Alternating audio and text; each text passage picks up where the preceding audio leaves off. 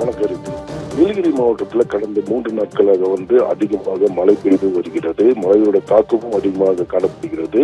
நிலையில பார்த்தோம்னாக்க நீலகிரி மாவட்டம் அந்தலூர் அருகே அமைந்துள்ள ஐயம்பலி பகுதியில் சூறையுடன் பெய்த மழையின் காரணமாக சுரேஷ்குமார் என்பவருக்கு சொந்தமான விவசாய நிலத்தில் அறுவடைக்கு தயாராக இருந்த 5 லட்சம் மதிப்பிலான 1000க்கும் மேற்பட்ட வாழை மரங்கள் வேரோட சாய்ந்தது. இதனால் பார்த்தோம்னாக்க சேதமடைந்த வாழை மரங்களை இழப்பீடு தொகை வழங்க நடவடிக்கை எடுக்க வேண்டும் என்றும் மாவட்ட நிர்வாகத்திற்கு கோரிக்கை விடுக்கப்பட்டுள்ளனர். இதனால் பார்த்தீங்கன்னாக்கா அந்த பகுதியில் விவசாய நிலங்களும் பாதிக்கப்பட்டுள்ளது.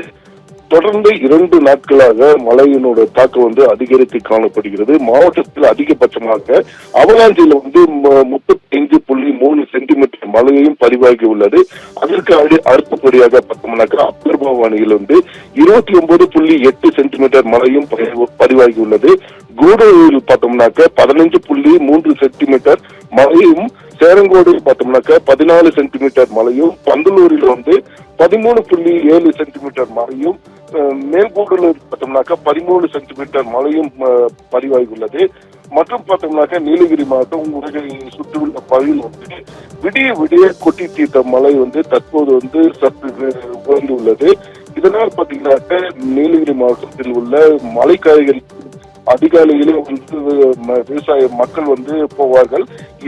இந்நிலையில 2 நாட்களும் மக்கள் தங்களோட பணிக்கு செல்லாமல் வீட்டிலேயே முடங்கி உள்ள சூழ்நிலை உருவாகிறது.